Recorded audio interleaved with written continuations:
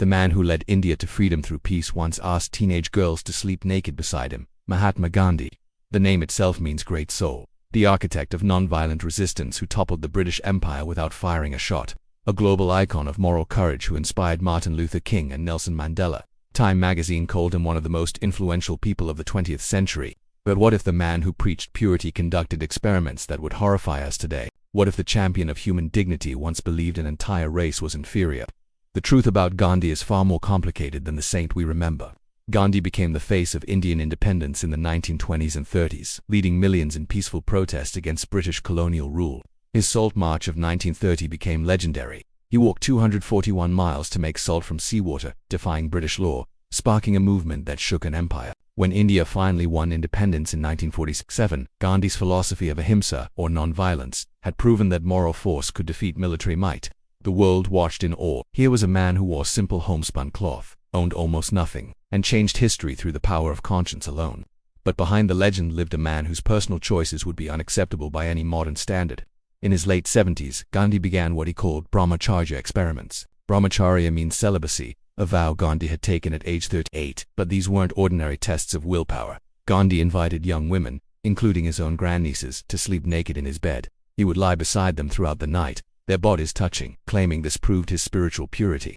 One of these women was Manu, his 18-year-old grandniece. Another was Abba, the teenage wife of his grandnephew. Gandhi defended this practice in his letters, insisting it was necessary to test his conquest of sexual desire. His personal assistant condemned it. Jawaharlal Nehru, who would become India's first prime minister, criticized it. Sardar Vallabhbhai Patel called it a terrible blunder and begged him to stop, but Gandhi refused. He believed he had transcended normal morality. These young women, some barely out of childhood, became unwilling props in an old man's quest for spiritual perfection. The historical record is clear. Manu herself kept diaries describing these nights. Biographer Ramachandra Guha documented them.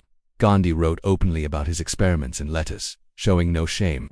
He set up ashrams where boys and girls bathed together and slept in close quarters, all under strict rules against sexual expression. When desire arose, Gandhi advised cold baths. When married couples in his ashram wanted privacy, he forbade it. He controlled every aspect of sexuality around him while using young women's bodies to prove his own restraint. By today's standards, we would call this abuse of power. These women were financially dependent on him, living in his ashrams, revering him as a spiritual father. They had no real choice. When one woman, a young companion named Kanchan, confessed she had no intention of observing celibacy and undressed only for fear of hurting him, Gandhi admitted she stayed with him for less than an hour before he stopped the experiment. Yet even this moment of clarity didn't end the practice. But Gandhi's troubling behavior extends beyond these experiments. During his 21 years in South Africa, from 1893 to 1914, Gandhi held deeply racist views about black Africans. This was the period that supposedly forged his commitment to justice, yet the record shows something else entirely. Gandhi used the word kafir, a viciously derogatory term for black South Africans, repeatedly in his writings. In 1893, he wrote to the natal parliament stating that Indians were a little better, if at all, than savages or the natives of Africa. In 1904, he wrote to a health officer in Johannesburg demanding that the council must withdraw Kafirs from a slum where Africans lived alongside Indians, adding, about the mixing of the Kafirs with the Indians, "I must confess I feel most strongly." In 1859, he described Indians as undoubtedly infinitely superior to the Kafirs. He fought not against racial segregation itself, but against Indians being classified with black Africans. He found it insulting that Indians were placed in the same category with the native. Gandhi assumed black Africans were barbarians who were still being taught the dignity and necessity of labor. He wrote that unlike Africans, Indians had no war dances and did not drink Kafir beer. These weren't offhand comments. They appeared throughout his published writings, spanning decades. The man who would become the conscience of humanity once allied himself enthusiastically with British colonizers.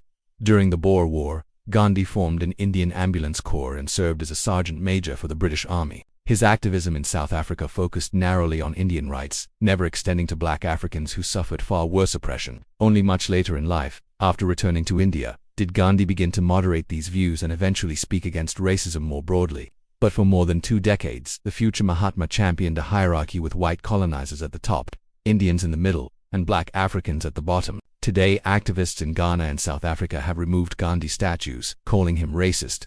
They're not wrong about his early writings. Gandhi's family life tells another painful story. His eldest son Herelo wanted to study in Britain to become a barrister, just as his father had done.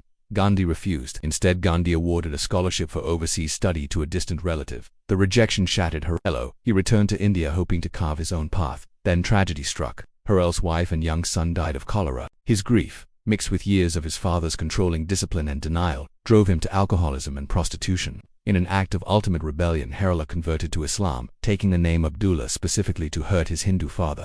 Gandhi responded by publicly denouncing and disowning him. In letters from 1935, Gandhi accused Harello of debauchery and even wrote, "I would wish that you better die than resort to alcohol in any manner." Later, Gandhi accused his own son of raping Manu when she was 8, writing, "I can never believe she would lie." Harello eventually reconverted to Hinduism but spent the rest of his life destitute. When Gandhi was assassinated in 1940-8 by a Hindu extremist, Harello appeared at the funeral so broken and unrecognizable that no one knew who he was. 5 months later, Harello died of liver disease at age 52. Destroyed by a father who preached love for all humanity but couldn't extend it to his own son. So what do we do with this? Gandhi genuinely changed the world.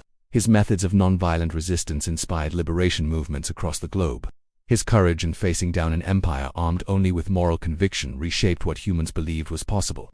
The independence of India, achieved without the bloodshed that marked so many revolutions, stands as proof that another way exists. These achievements are real. They matter. But Gandhi was also a man who abused his spiritual authority, who held racist views for decades, who broke his own son while preaching universal compassion. History gives us complicated people. Our heroes carry shadows. The question isn't whether Gandhi did great things. He absolutely did. The question is whether we're mature enough to see the whole truth. The great soul and the flawed human, the liberator and the man who called an entire race inferior, the prophet of peace who left his own son in pieces. We don't have to choose between worship and condemnation. We can hold both truths at once.